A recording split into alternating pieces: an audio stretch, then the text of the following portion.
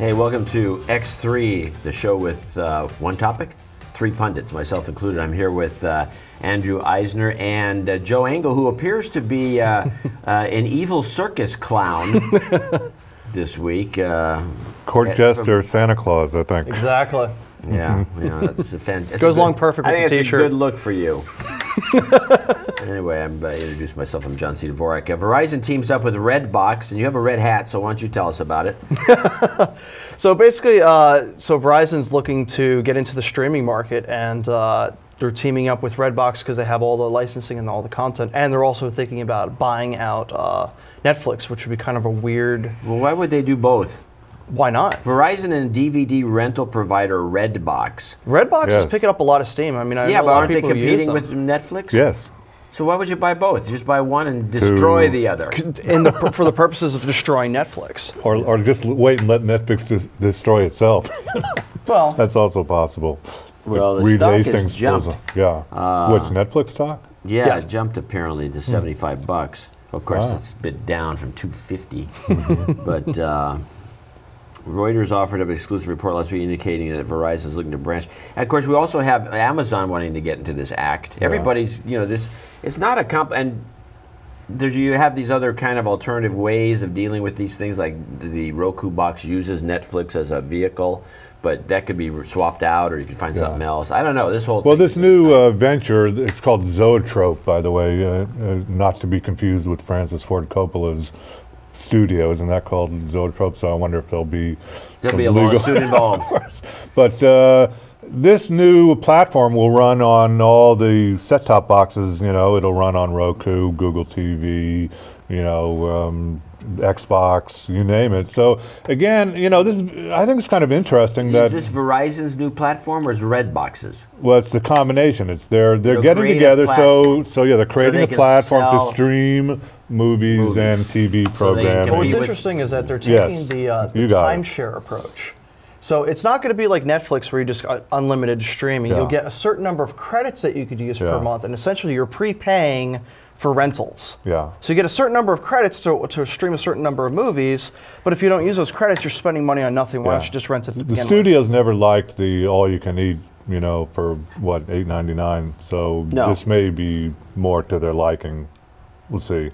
Yeah, I mean, you're spending more money. Are there going to be any good deals? Because I noticed, like, for example, the Dish Network has video on demand, which is a bunch of the second-run movies. And the price is like $4, $3. It's like $2.99, whatever it is. It's as much as going to renting the real disc, although it's more convenient.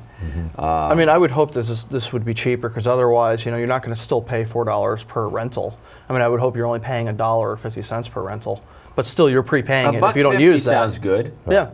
I don't know if they could put up with that low price though. I think they're going to demand $1.99. Yeah.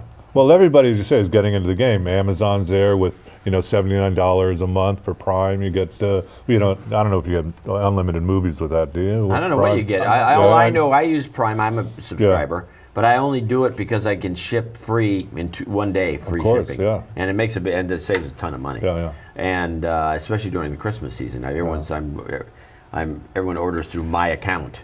The one click. One click.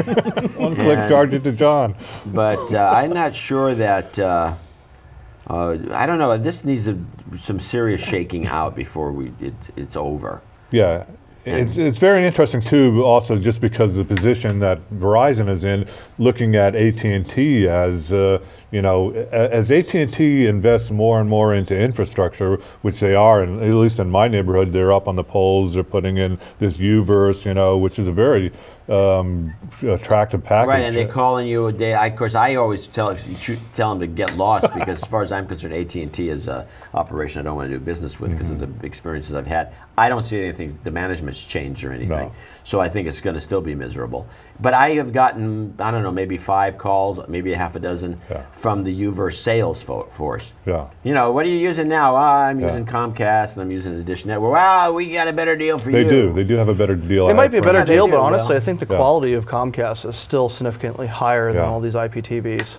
I mean, I was watching Fios at a friend's house, and he's got a really fast connection. I mean, the top of the line fastest Fios connection you have. And honestly, I've seen a lot of video artifacts on it. It was terrible. Really? It was really terrible. And it wasn't just one channel. I went through quite a few different channels. Compared to Comcast, you won't see that. Yeah, but the Comcast has a bunch of digital channels that are really shoddy.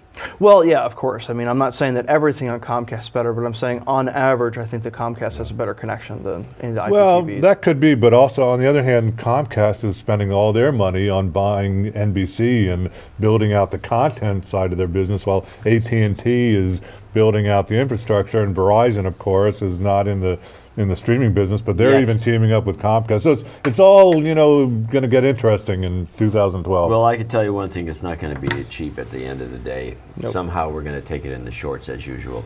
You've been watching X3.